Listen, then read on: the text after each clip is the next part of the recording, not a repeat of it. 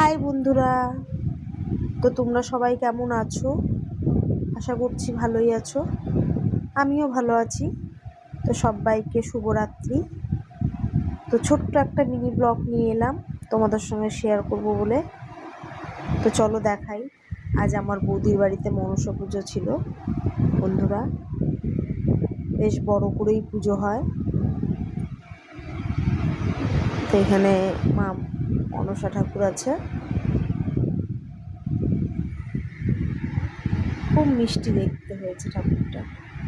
আর এখানে মা কালী দেখতে পাচ্ছ, আর এখানে সরস্বতী ঠাকুর।